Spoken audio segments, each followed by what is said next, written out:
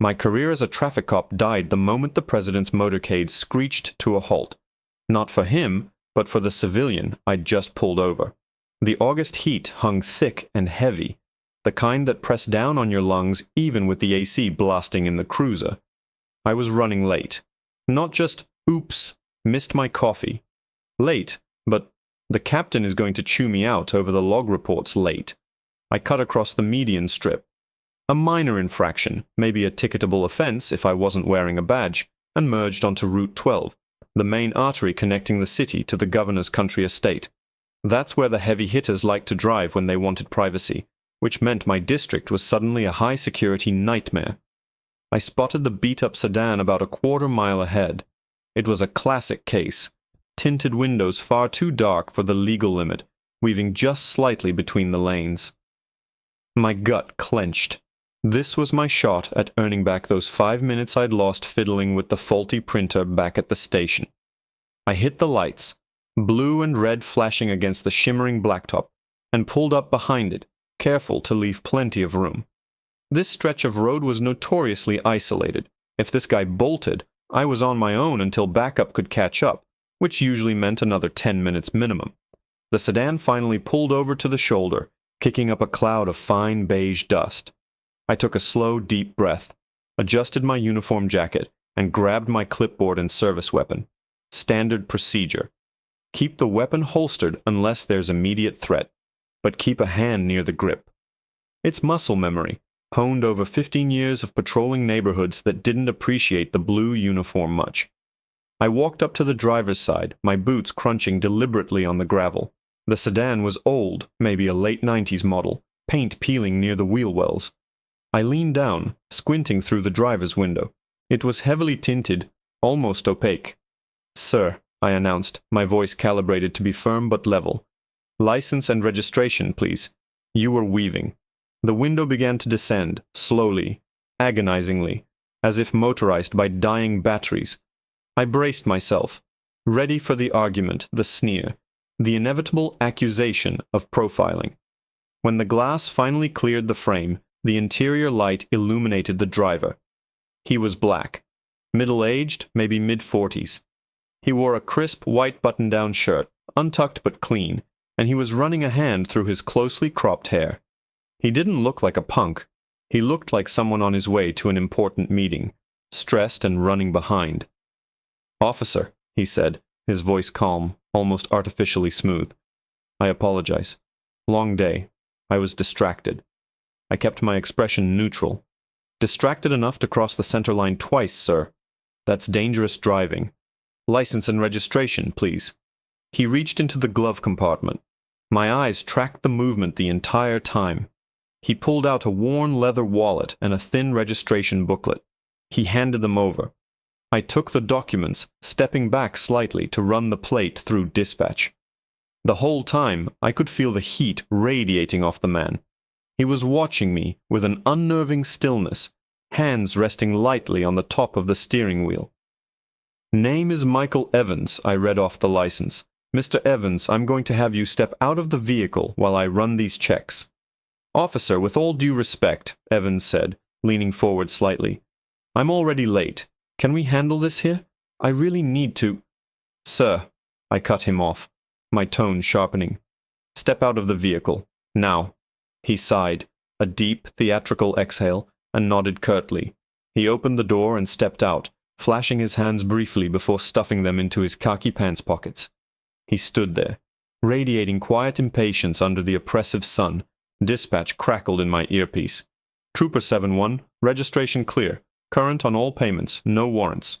"Copy that, dispatch. Thanks." I looked at Evans, who was tapping his foot rhythmically. "All right, Mr. Evans, just a warning this time for the erratic driving. You need to focus." "I understand, officer," he said, already reaching for his door handle. "I appreciate your professionalism." I nodded, starting to walk back toward my cruiser to hand him his papers. That's when it happened. It wasn't a distant siren. It wasn't a faint sound you had to strain to hear. It was a sudden, overwhelming roar that swallowed the ambient noise of the highway whole. It was the sound of dozens of heavy engines, a tightly packed formation moving fast, followed by the unmistakable deep throb of military-grade vehicles. I stopped dead in my tracks, my hand freezing halfway to my radio. This wasn't standard traffic. This was a procession.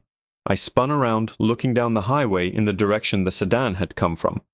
About a quarter-mile back, a squadron of black SUVs, polished to a mirror sheen, were moving like a single metallic beast. They weren't using their lights yet, but they were moving at speed, pushing traffic aggressively to the shoulder. There were motorcycle outriders weaving through the gaps, their chrome glinting like swords. My blood ran cold. This wasn't the governor. The governor used state police escorts, not this level of tactical formation. This was the Motorcade, the big one, the one that shuts down the entire Tri-County area with 48 hours' notice. My heart hammered against my ribs. If this road was suddenly closed for a presidential visit, I had no business pulling over some random civilian halfway down the access road. I was supposed to be redirecting traffic away from this corridor, not stopping vehicles on it. I looked back at Michael Evans, the man I had just been about to lecture on traffic safety. He was no longer impatient. He wasn't even looking at me. He was staring down the highway, his face utterly devoid of expression. The roar intensified. The lead SUV, a massive black Suburban, flew past, followed by another, and then the centerpiece, the massive, unmistakable armored limousine, gliding silently in the middle of the chaos, surrounded by its protective shell of black steel and flashing covert lights. And then, my eyes focused on the heavily tinted rear passenger window of the limousine as it began to roll down, just a crack, to allow the occupant a view of the unexpected traffic stop I had just orchestrated directly in the path of the most protected man in the free world. My entire body locked up. The clipboard slipped from my numb fingers and clattered onto the asphalt. The man inside the limo turned his head slightly, his eyes, clear, piercing, and utterly impossible to mistake, flickering over the scene, the stopped sedan, the scattering of gravel, and me, standing there, my hand still hovering near my weapon, 10 feet away from the driver of the car I'd just detained. And then, the man in the back of the limo did something that made the remaining air leave my lungs in a painful gasp. He raised a single, gloved hand, not in a wave, but in a gesture that clearly directed the entire motorcade to halt. The procession screeched to an immediate jarring stop, creating a wall of black metal surrounding my lone, insignificant patrol car and the man I had just ordered out of his vehicle. The President of the United States was staring directly at Michael Evans, the man I had just treated like a common traffic violator. And Michael Evans, the man whose paperwork I was still holding, simply turned his head slowly, looked directly at the President, and offered a small, almost imperceptible nod, as if he'd expected this impromptu meeting all along. The silence that descended after the motorcade ground to a halt was the loudest sound I had ever experienced. It was a vacuum where the constant hum of civilization should have been, punctuated only by the heavy, rhythmic idling of the Secret Service follow-up vehicles. My radio remained blessedly silent, the dispatchers probably having a collective heart attack trying to figure out why the entire presidential escort had slammed on their brakes in my jurisdiction. I was still frozen, my gaze bouncing between the limousine, where the president's face was now fully visible, a look of intense, nonplussed curiosity, and Michael Evans. Evans was standing perfectly still, radiating a bizarre, contained calm that was terrifying in the face of the armed men now surrounding us. The agents began to move, not aggressively toward Evans, but with precise, angular movements that spoke of immediate threat assessment. 2 men peeled off the lead SUV, their postures rigid, tactical vests straining against their suits.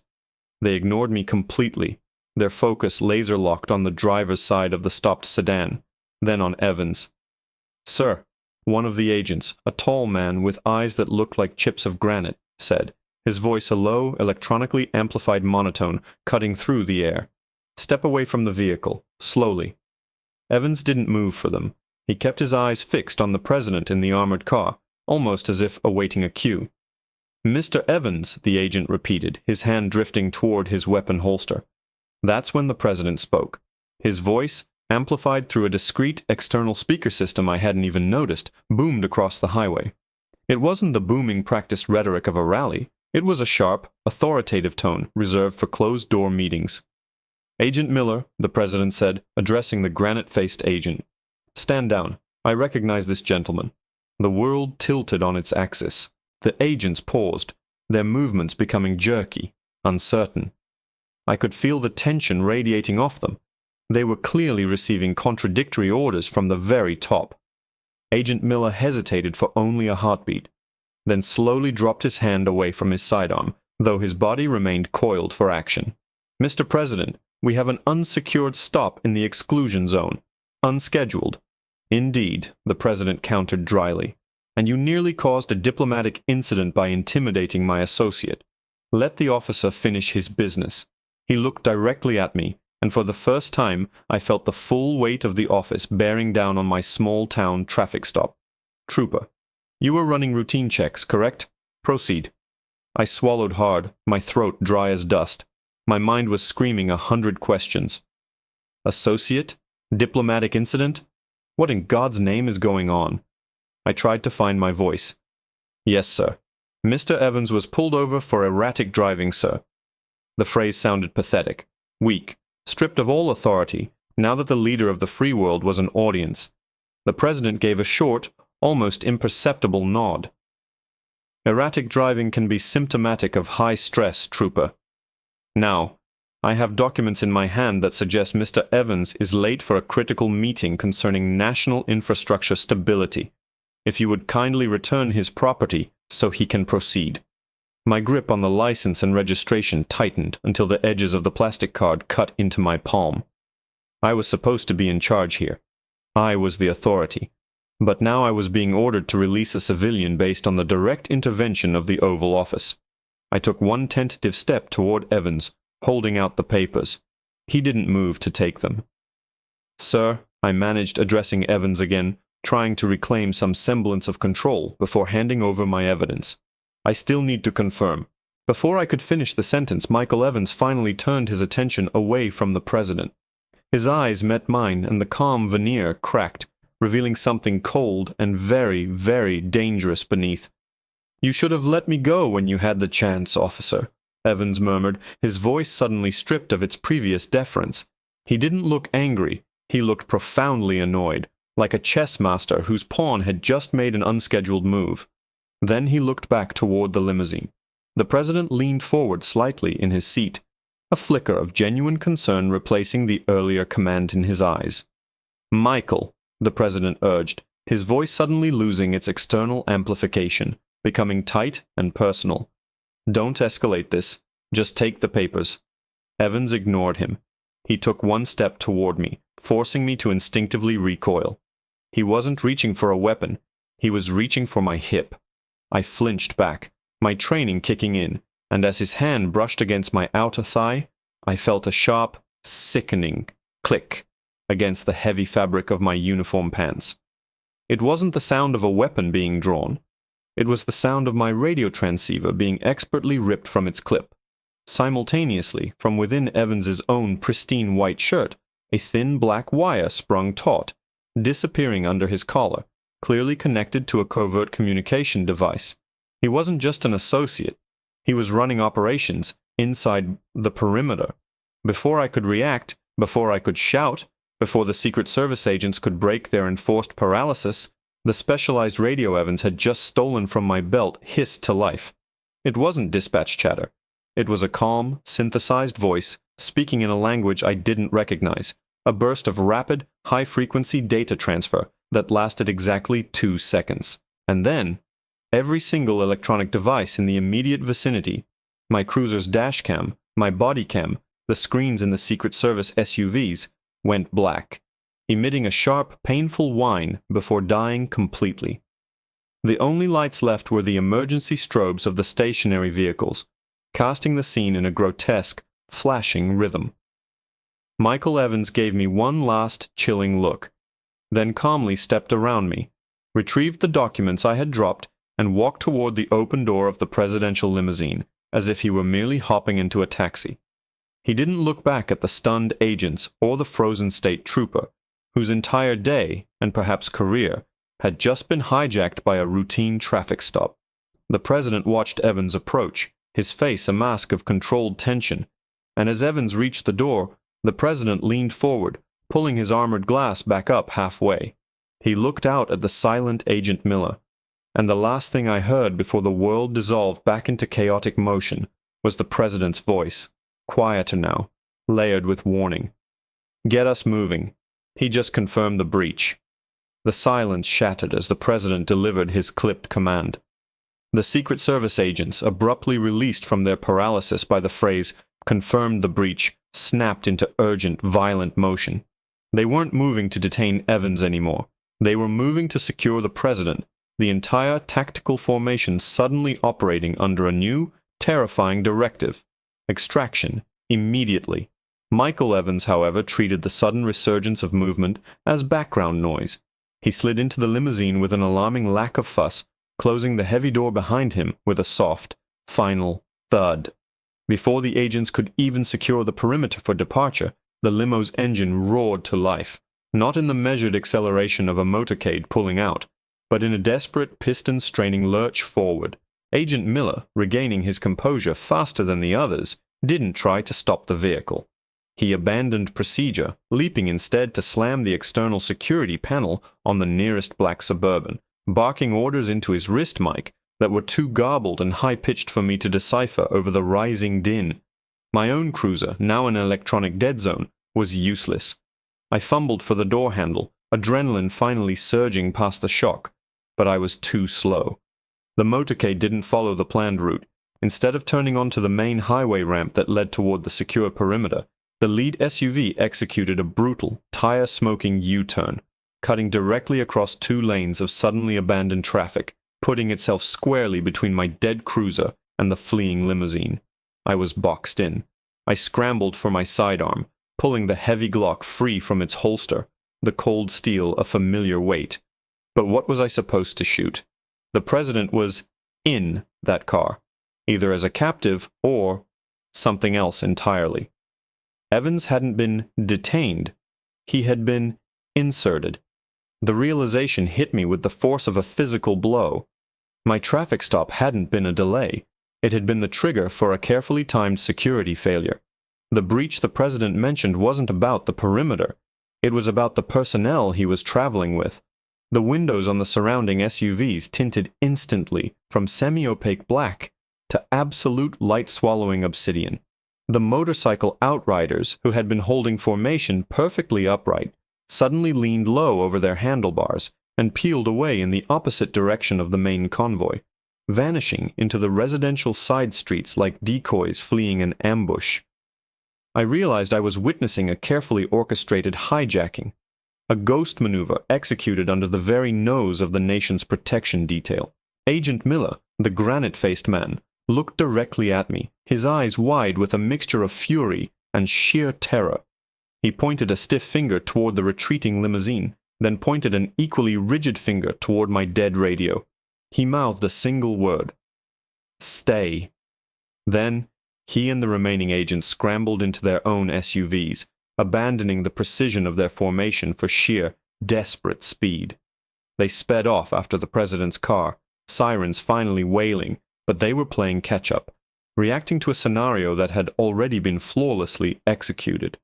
I stood alone on the shoulder of Route 12, the sun beating down mercilessly, the air still thick with exhaust fumes and the smell of burnt rubber. I was an irrelevant piece of debris left behind by a wrecking ball. Slowly, tentatively, I lowered my weapon. I looked down at the ground where I had dropped the clipboard. It lay half-crushed on the asphalt. I bent down, retrieving it, expecting to see my notes, my standard incident report template.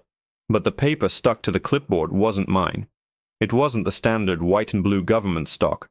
It was thin, almost translucent parchment, covered not in my neat block lettering, but in dense interlocking symbols that looked more like ancient runes than modern typography. It was covered in script I couldn't read, glowing faintly under the harsh sunlight. I flipped the sheet over, hoping for a phone number, a name, anything that made sense. The back was blank, save for one single perfectly centered line written in stark, black ink. English this time, but in a handwriting that looked eerily familiar, elegant, and slightly archaic. The transaction is complete. You have served your purpose, trooper. Do not investigate this route. I recognized the subtle upward curl on the ascender of the T's. It was the same distinctive handwriting on the driver's license I'd been holding just minutes ago, Michael Evans's signature. But as I stared at the parchment, the fine hairs on my arms stood up. The heat of the day vanished. A cold, impossible draft seemed to whip around me, even though the air was still and stagnant. The parchment began to disintegrate, not burning, not tearing, but dissolving from the edges inward, turning into fine, silver dust that refused to fall to the ground, instead hovering in the air around my hand, like metallic pollen. And then, from the forest line bordering the highway, a sound began to emerge. Not mechanical, but organic. A low, guttural call, deep in the woods, echoing the strange, synthesized frequency Evans's stolen radio had broadcasted just moments before. It was a sound that didn't belong in August, didn't belong on Route 12, a sound that spoke of shadows and things that hunt when the lights go out. I looked toward the trees, my heart pounding a frantic, painful rhythm. The silver dust dissipated completely, leaving my hand empty. The woods remained silent for a beat, and then, from the thick underbrush, a pair of eyes opened. They were large, reflective, and shone with an intense, non-human amber glow, fixed right on me. And they were moving closer. The amber eyes weren't just reflecting the sun, they were generating their own cold, predatory light. My training screamed at me. This was beyond a simple perimeter breach. This was a supernatural intrusion, or I had finally, spectacularly, lost my mind under the pressure of the presidential detail. But the lingering metallic chill in the air, the impossible script on the dissolving parchment, argued against delusion. I raised the Glock again, pointing it toward the dense foliage where the amber gaze was fixed.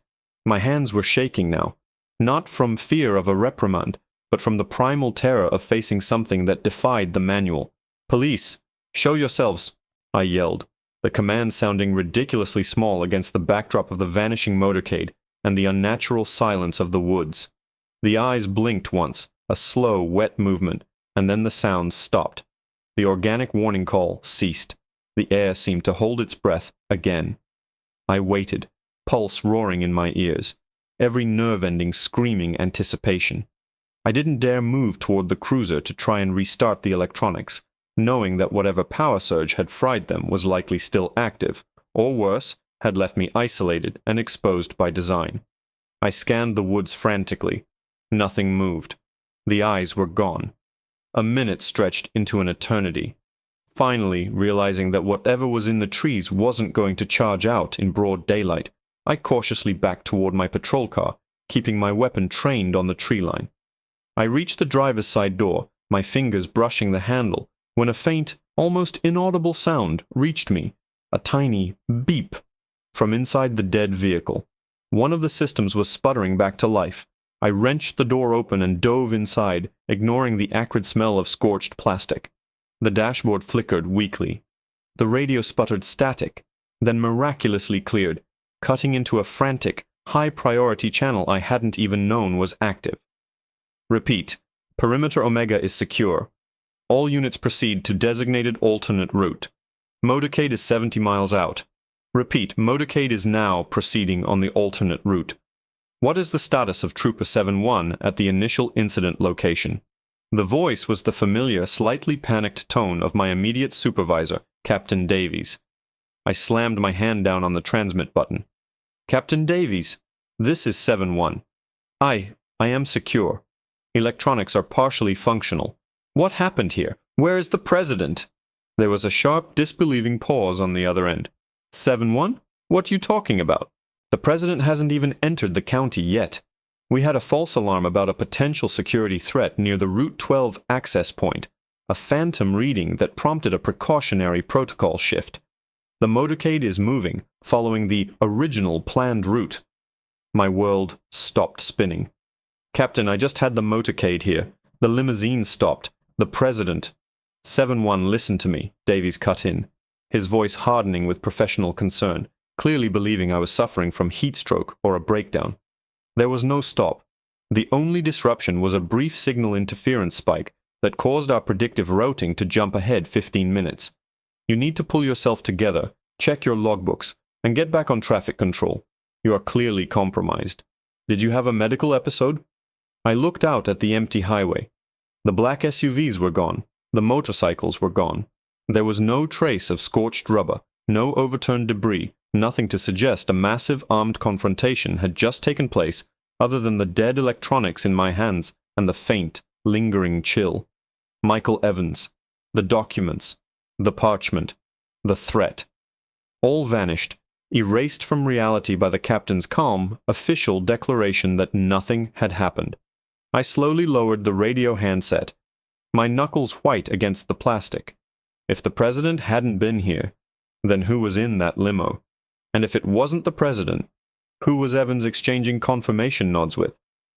I looked down at my empty hand, remembering the sensation of the silver dust settling, the amber eyes in the woods. I opened my logbook, my hands now steady. I stared at the entry I'd been about to write. Pulled over Sir Evans for weaving. I ripped the page out, crumpled it, and jammed it deep into my pocket, the only physical evidence remaining.